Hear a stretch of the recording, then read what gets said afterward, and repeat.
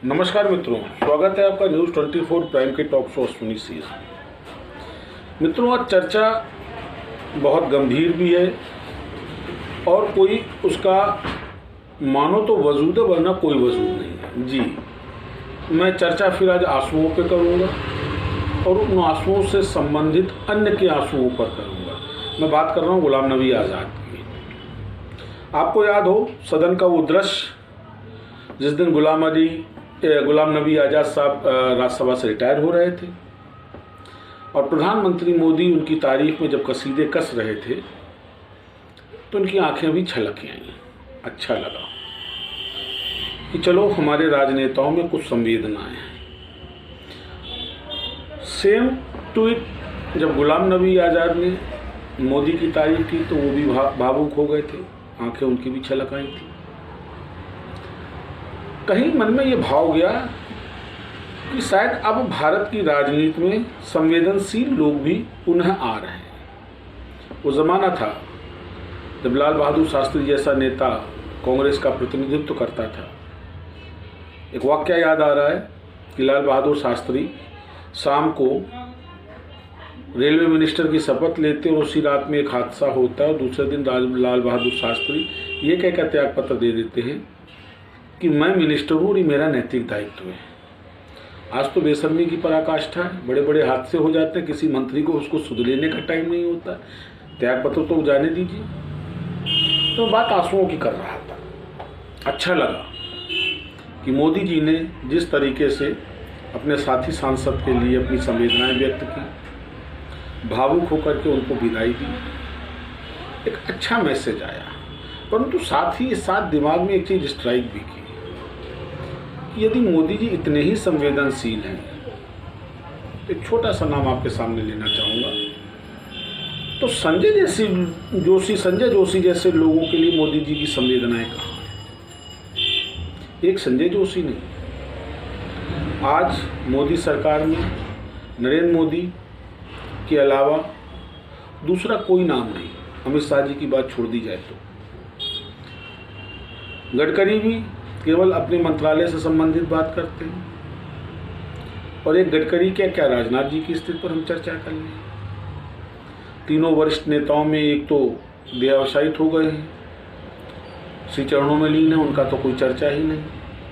लेकिन वो नारा भी गुम हो गया जो कभी भाजपा की राजनीति का आधार होता था।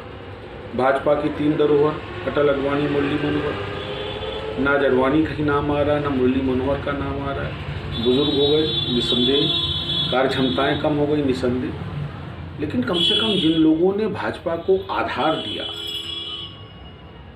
क्योंकि मोदी जी संवेदनशील हैं इसलिए इनसे अपेक्षा है। संजय जोशी एक बहुत एक्टिव नेतृत्व था, आज कहाँ किस गुमनामी के साए में है दूर दूर तक उस व्यक्ति का पता नहीं।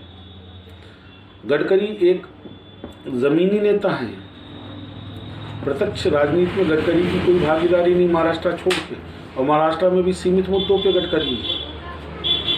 उत्तर प्रदेश की बात करें तो जिस ब्राह्मण अध्यक्ष के नेतृत्व में उत्तर प्रदेश में भाजपा ने संसदीय चुनावों में अपनी गरिमा स्थापित की, आज उसका कोई नाम लेवा नहीं है।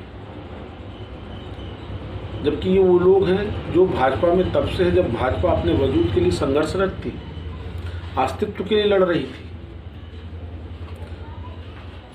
कमोबेश यही स्थिति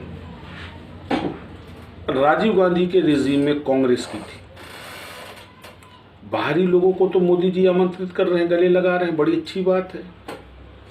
चाहे वो टीएमसी हो, चाहे वो अन्य कोई पार्टी हो, कांग्रेस का भी एक धड़ा जिस तरीके से आजकल मोदी जी की इज्जत अफजाई कर रहा है, जिस तरह मोदी जी की शान में कसीदे पढ़ रहा है, प्रत्यक्ष संदेश है कि वो सब कहीं ना कहीं भाजपा से जुड़ना चाहते हैं। लेकिन अपने लोगों को, अपने कार्यकर्ताओं को नज़रअंदाज किया जाना, भाजपा उसी पद्धति पर आ रही जैसा मुझे लगता है जो किसी ज़माने में कांग्रेस की थी।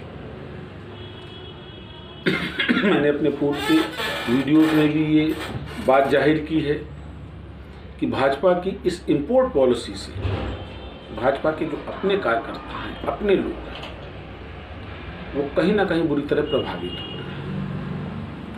और ये बात आने वाले समय में भाजपा के लिए एक चिंताजनक स्थिति पैदा कर सकती है। आप खुद सोचिए, सेकेंड लाइन ऑफ लीडरशिप में कौन सा ऐसा नया बड़ा नाम है जिसको आप भाजपा की कमान दे सकते हैं?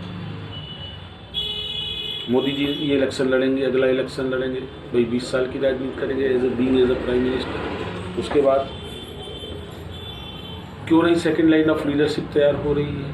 गंभीर प्रश्न है। माहौल वो बन गया है, जो हिंदू वर्सेस मुस्लिम का जो माहौल बना है देश में, वो ये है कि जिस दिन भाजपा की सरकार हटी उस दिन प्रो मुस्लिम पार्टियां हैं 1951 से लेकर के आज 2021 तक। जिस तरह आज भी कांग्रेस का 1 पॉइंट प्रोग्राम माइनॉरिटीज़ है, या सपा की बात कर लें जो केवल माइनॉरिटीज़ की राजनीति करती है, ऐसी पार्टियां अगर रिपीट करती हैं शासन में, सरकार में, तो वो स्थिति ज़्यादा विषम होगी। आज मैं एक चैनल पे टीएमसी के एक बड़े नेता का इंटरव्यू सुन रहा था। वो बार बार ये कह रहे थे कि साहब हमको जय श्री राम से शिकायत नहीं, जय श्री राम बोलो। और उसके बाद में उनके फ्लैशबैक में दिखाया जा रहा था किस तरीके से वो मस्जिदों में जा कर के तकरीर कर रहे हैं और भाजपा के विरोध में वो बयानबाजी कर रहे हैं। और उनके बयानबाजी का जो आधार है वो मुस्लिम हिंदू फैक्टर। क्या कर रहा है चुनाव आयोग? जब हमारा संविधान कहता है जात, धर्म, भाषा के आधार पर विभेद नहीं किया जा सकता है, तो टीएमसी हो या सपा हो या बसपा हो या भाजपा हो या कांग्रेस हो, किस आधार पर ये धर्म विशेष या जाति विशेष या वर्ग विशेष की बात करते हैं? एक गंभीर प्रश्न है, एक विचारणीय प्रश्न है। और ये प्रश्न इसलिए विचारणीय है कि इस प्रश्न पर ही भारत के मुस्तकबिल का निर्धारण होना है, नियत होनी है। क्या भारत में ऐसी ही राजनीति आने वाले समय में भी चलेगी, जिस राजनीति के आधार पर भारत का संविधान अपमानित हो रहा हो? इस बात को तो आपने इशू बना दिया। साहब, किसान आंदोलन के दौरान जिस तरीके से राष्ट्रीय ध्वज उतारा गया, भारत की 130 करोड़ जनता आहत हुई, तो क्या इस बात पे भारत की जनता आहत नहीं होती है कि जनता का वर्गीकरण किया जा रहा है, जनता का धार्मिककरण किया जा रहा है, और वर्गीकरण, जातीयकरण और धार्मिकरण के आधार पर भारत की राजनीति की जा रही है? क्या ये गंभीर विषय नहीं कि जो कार्यकर्ता ज़मीनी स्तर पर रह करके मेहनत करके किसी पार्टी का वजूद बनाता है, उसको इस तरह नज़रअंदाज कर दिया जाए? ये बहुत गंभीर है और ये नाशुक्राना है। पार्टियों को इस तरीके का संदेश समाज को देना, ये कहीं ना कहीं समाज के लिए भी घातक है। आज जो एक थैंकलेस थॉट हमारे समाज में डेवलप हुआ है, ठीक है साहब ये तो इनका काम था, एहसान नहीं किया, इस चीज़ को भगवान भी बुरा मानता है, अल्लाह तो वैसे भी नाशुक्री को नाफरमानी मानता है। आप शुक्राना ना अदा करें, लेकिन कम से कम उनके कामों को तो रिकॉग्नाइज करें। आप बाहर से इंपोर्ट करके नेता लाते हैं, अपने पुराने कार्यकर्ताओं पर थोप देते हैं और दबाव डालते हैं कि आप इसको जिताइए। वो कार्यकर्ता क्या अपेक्षा करेगा? वैसे भी अब राजनीति समाज सेवा नहीं है, राजनीति एक विशुद्ध व्यवसाय हो गया है हिंदुस्तान में। ये कहना कि हम समाज सेवक हैं, हम लोक सेवक है, कोई लोक सेवक नहीं है। They are highly paid, high profile peoples. बस अंतर इतना है कि उनको जनता डिप्यूट करती है और कुछ लोग नौकरियों की परीक्षाएं पास करके आते हैं, और एक आम जनता न तो उन अधिकारियों से पूछ पाने की स्थिति में वो आज, और ना अपने चुने हुए प्रतिनिधि से। ये भारत की लोकतांत्रिक व्यवस्था हो रही है। फिर हम किस लोकतंत्र की दुहाई दे रहे हैं? ये बड़ा गंभीर प्रश्न है मित्रों, और आम आदमी को इस प्रश्न पर विचार करना चाहिए, तब निर्णय लेना चाहिए कि हमको कैसा नेतृत्व चाहिए, कैसी सरकार चाहिए, कैसे लोग चाहिए। हम ग्रांटेड नहीं है, ठीक है, भारत का हर आदमी इनकम टैक्स नहीं देता। जो सरकार एक पिपूड़ा बजाया करती है कि साहब इनकम टैक्स नहीं, बहुत 4-4.5% इनकम टैक्स देने वाले हैं, कुछ संख्या बढ़ी है, 5% हो गए, 6% हो गए, व्हाट्सोएवर। लेकिन मैं शेयर करूंगा आपसे कि जब भारत का एक नितांत गरीब व्यक्ति जब वो 1 रुपये की एक माचिस खरीदता है तो 18 पैसे का टैक्स देता है। सरकार उस टैक्स से भी चलती है। 1000 करोड़, 2000 करोड़, 10,000 करोड़ का टैक्स देने वालों से अकेले सरकार नहीं चलती है। सरकार के चलने में और देश के विकास में उस गरीब आदमी के 18 पैसे की भी कीमत है। जो आप अनाज खरीद के लाते हैं उस पर भी आप टैक्स देते हैं।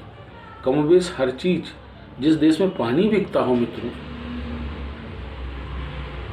आप समझ सकते हो उस देश में किस चीज पे टैक्स नहीं। और मुझे याद आ रहा है ब्रिटेन की संसद में इस बात पे चर्चा हुई थी भारत को आज़ादी देते समय, जिस समय इंडियन इंडिपेंडेंस एक्ट के ऊपर चर्चा कर रहे थे। ब्रिटेन के सांसदों ने ये शंका जाहिर की थी कि यदि ब्रिटेन की हुकूमत एक बार भी हटी तो भारत करों के बोझ से दब जाएगा। आज भारत में और कुछ विकास कर रहा हो न कर रहा हो, लेकिन करों में विकास बहुत आया था। आज फिर गैस बढ़ी, सरकार ने टारगेट कर लिया है।